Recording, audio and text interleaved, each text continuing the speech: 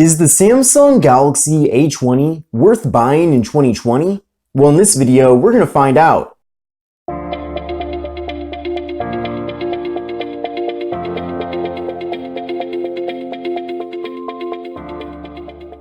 This video is sponsored by the Pack World Travel Adapter by Septix. If you're going on an international trip anytime soon, this is certainly a product that you definitely need to get. You get adapters here for nearly every country in the world. I like how it's very organized so you know which is for which country. You then slide the adapter into the back of the unit, and then you're provided with a US 3-prong outlet.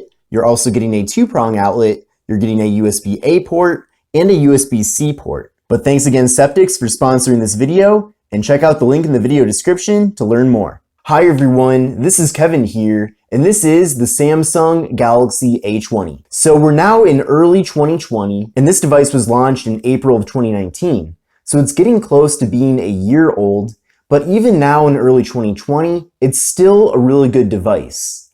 Now, this device has been a huge success for Samsung ever since being launched. I know it was especially popular over the summer and then into the fall, and that's because it's a great phone. You're really getting a lot here for the money. Now you can actually get this factory unlocked on Amazon for around $180.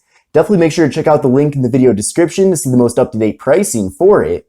But I know that many people have chosen to go the factory unlocked route versus going with a carrier because you do get a lot of flexibility to be able to move from carrier to carrier. Now, if your carrier does offer the Galaxy A20, then you might be able to save a lot of money because I know for Metro by T-Mobile, for example, they were offering this phone for free if you were to switch in from a different carrier. But with the Samsung Galaxy A20, you're getting a massive 6.4-inch display at 720p with a 19.5 by 9 aspect ratio. So another really awesome thing about this display too is that it features AMOLED display technology. So many of the budget smartphones that we see nowadays still come with LCD displays, and LCD isn't necessarily bad, but with AMOLED, it really takes you to a whole new level. So with AMOLED displays, you're getting much better looking colors, you're getting better viewing angles as well, and overall, it gives you a much more premium experience. So I'm really surprised that Samsung was even able to offer an AMOLED display at this price, because that's typically a feature that you find with much more expensive phones. Now that 19.5 by 9 aspect ratio is definitely a great thing to see as well. It gives you a nice slim but tall form factor, and I'm personally a big fan of it because it makes the device great for browsing the web and going on social media because you can fit a lot more content in the display.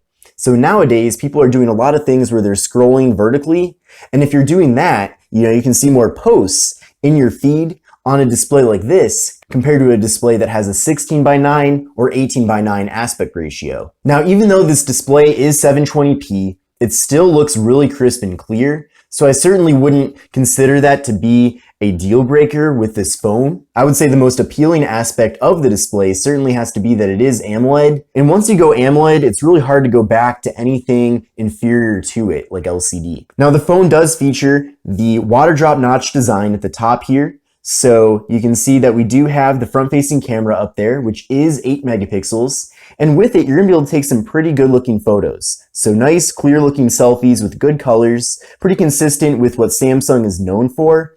Now, if you do want to go even a little bit wider, there is another option here to kind of crop things out a little bit. Now, it's the same camera, of course. There's just one camera here at the top. But this wider mode is better if you want to kind of have more of your surroundings in the frame. But also if you're taking a selfie of a group, so maybe you and some other people, this mode is especially useful. So really happy about that we do get really good front-facing photo and video quality with the phone. Of course, if you want to see a bunch of photo and video samples, check out my full Samsung Galaxy A20 review, which is here on the channel. But overall, with the display, you're getting a really good screen-to-body ratio. You can see down at the bottom here, we do have a little bit of a thicker bottom bezel. And a little bit later in the video, I'm going to be talking about my predictions for the Galaxy A21, which will be the successor to this phone coming out in 2020. And, beyond that, I'm going to make a dedicated A21 predictions video as well. So definitely a lot to look forward to in the future from me. Now the phone does feature 32 gigabytes of internal storage, so not extremely impressive. I know it would have been nice to see 64 gigs of internal storage, but thankfully we do get SD card expansion up to 512 gigabytes. So if you do want to keep a lot of photos and videos on the phone, you do have the ability to add a micro SD card to expand that storage. But of course, there's nothing better than having real internal storage. So maybe with the next generation of this phone, we'll get 64 gigs. I certainly hope so. Now there is no wireless charging with the Samsung Galaxy A20, but we do get a fingerprint sensor on the back. And that fingerprint sensor is actually very quick and accurate, so it works really well. In addition to that, you do get face unlock as well. So you do have multiple ways to unlock the phone, so you just need to go with whatever you prefer. Now also on the rear of the device is the camera module, and this is one of the biggest surprises with the Galaxy A20, and I think this is one of the reasons why the device was especially popular, and that's because we're getting a dual camera setup here with a 12 megapixel main camera and a 5 megapixel secondary camera, but the Samsung Galaxy A20 has a trick up its sleeve. That secondary camera not only gives you live focus portrait mode, but you're also getting an ultra wide angle camera built into the camera. So with the Galaxy A20, you're getting abilities that you typically get with triple camera phones, but you get that all combined into just 2 camera modules. So I'll give you an example of how the wide angle works. So I'll pull up the camera app again and then switch over to the rear camera. So you can see this is how things look with the main camera. Now, then I can move over to this button to the left here and then switch over to the ultra wide angle camera, and you can see how much more content is able to fit into the frame here. So certainly with a wide angle camera, it's not a gimmick. It's actually a feature that I use all the time and I'm a huge fan of. And I don't recommend using the wide angle camera for every photo you take. Of course, the 13 megapixel main camera is going to give you better photo quality overall, but I would recommend kind of doing a mix of both. So there's certain situations where the main camera makes sense, and then there's other situations where the ultra wide angle camera makes sense, like taking photos of a group, taking photos of buildings or scenery. You know, that's a great opportunity to use the ultra wide angle camera. But if you do want to take low light photos or photos with more clarity and detail, then I would switch over to the main camera. But again, for a device that is under $200, getting an ultra wide angle camera option on here really is something that you usually do not expect to get with a budget smartphone. So I certainly like that a lot. Now with the device, we're getting 3 gigabytes of RAM, which is decent. You know, I would like to see 4, but 3 is not too bad. Even in 2020, it gets the job done. But what's most important about the 3 gigs of RAM is that Samsung has combined that with the Exynos 7884 processor, and you do get pretty good performance with the phone. Of course, you're not getting performance at the level that you would get with a flagship phone like the Galaxy S10 or even the upcoming Galaxy S20, but you're still getting good usable performance with the device. And what's especially nice too is that Samsung has done an excellent job optimizing the software to work really well with the phone. Now I did run an A20 benchmark test with the device, so you can take a look at that score to kind of compare it to your current situation. But essentially, I got an overall score of 119,222. So typically, if a device has an A20 benchmark score of over 100,000, you should expect pretty decent performance from it. Now, if the score happens to be under 100,000, you probably will have to deal with some sort of lag or hiccups or something like that. But of course, as the score goes up, you'll typically get better performance. Of course, there's a lot of other factors that contribute to the kind of performance you're going to get with a phone, such as software optimization. But Samsung does do a great job, like I mentioned before, optimizing their software. Now, video recording with the device maxes out at 1080p at 30 frames per second. It takes pretty decent video, and like I mentioned earlier, if you want to learn more about the video quality from the phone, check out my full review that I did here on the channel several months ago. Now, another nice surprise with the Samsung Galaxy A20 is that we're getting a beefy 4,000 milliamp hour internal battery, so a lot of battery capacity with this device. In fact, at 4,000 milliamp hours, you're getting more battery capacity with this than you're getting with the Samsung Galaxy Note 10. So that's really awesome to see, and I'm a big fan of that. Now, software-wise, I already kind of mentioned that we do have Samsung Skin here, So you are getting the full Samsung experience, whether you like it or not, and it does run Android 9 Pie. Now, when this phone first launched, I assumed that since it is a budget phone, we would never see Android 10 with this. But actually, to my surprise, Samsung has claimed that the phone will be getting an update to Android 10 in May of 2020. So I know that's still several months from now, but still really awesome to see. And I doubt it will get Android 11, but at least we are going to be getting an update to Android 10, which should also give us Samsung's One UI 2, which will certainly make this phone more appealing and will give it more longevity. Now let's cross our fingers that they do actually deliver Android 10 on time. Now I'm not against Samsung taking their time to make sure that they do a perfect job with the update, but let's hope that we do at least get it on time. Now that we've talked about the specifications of the phone and the pricing, let's talk a bit more about the hardware.